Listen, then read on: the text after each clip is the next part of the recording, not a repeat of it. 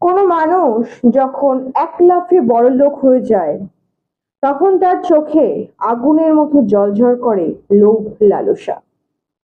আর সেখানেই দেখা দেয় বিপত্তি। কেন বললাম এই কথা জানবো আজকের পর্বে।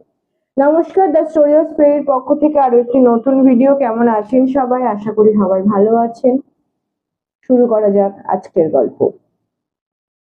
মালঞ্চের চৌধুরী বাড়ি ভৃত্য নীলমণি। এই জমিদার বাড়িটির সাথে তার অনেক দিনের সম্পর্ক। যতদিন বাড়ির বড় কর্তা বেঁচে ছিলেন ততদিন জমিদারিটাও টিকে ছিল। বড় কর্তা চোখ বুঝলে দেখা গেল অথই জলে দেনায় ডুবে রয়েছে এই পাল চৌধুরীরা। সোনা দানা রূপো যা ছিল সবই একে একে বিক্রি হয়ে গেল। কপালে জুটল মোটা লাল বাগড়া ভাত আর কলমি শাক।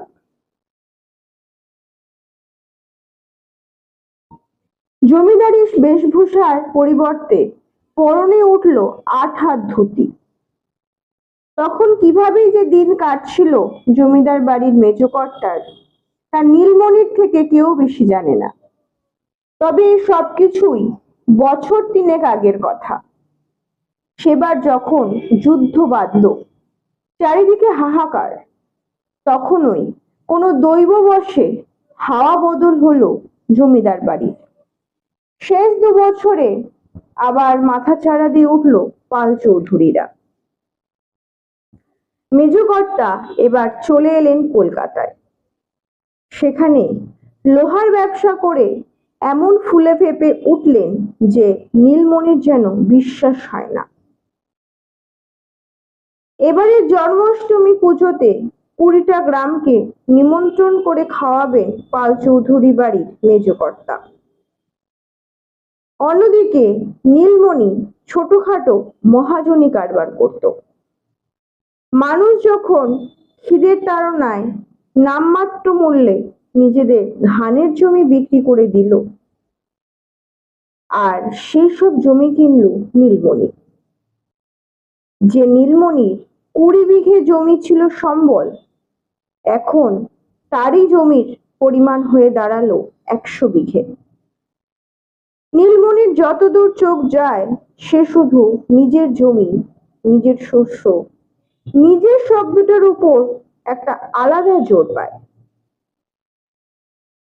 জন্মাষ্টমীর রাতে যখন নীলমণি পাল চৌধুরীদের বাড়িতে পা দিল, তখন চোখ একেবারে বিস্মিত। নীলমণি দেখলো বাড়িটা একেবারে ঢেলে সাজিয়েছে মেজকর্তা। যেমন ঠাকুর আর ঠাকুর ঘর, তেমনি নিজেও পরেছেন একটা চমৎকার দামি গরদের ধুতি। হাতে বহু মূল্যবান আংটি জ্বলজ্বল করছে। কিন্তু ওটা কি, যেটা এর থেকেও বেশি উজ্জ্বল? ওটা কুষ্ঠ না? নীলমণি শুনেছিল বেশি সোনা রূপা ঘাটলে নাকি মানুষের কুষ্ঠ হয়। এরপর নীলমণি খাওয়া দাওয়া সেরে যখন নৌকা করে বাড়ি ফিরছে, তখন সে লক্ষ্য করলো কিছুদিন আগে যে জায়গাটা আছড়ে গিয়েছিল সেই জায়গাটা এত চকচক করছে কেন? ঠিক মেজকর্তার হাতের মতো। আপনারা এতক্ষণ ধরে যে গল্পটি শুনলেন, গল্পের নাম ব্যাধি, লেখক নারায়ণ গঙ্গোপাধ্যায়। কেমন লাগলো অবশ্যই কমেন্ট করে জানাবেন। ভালো লাগলে লাইক ও শেয়ার করবেন। দেখা হবে আবার অন্য কোনো ভিডিওতে। নমস্কার।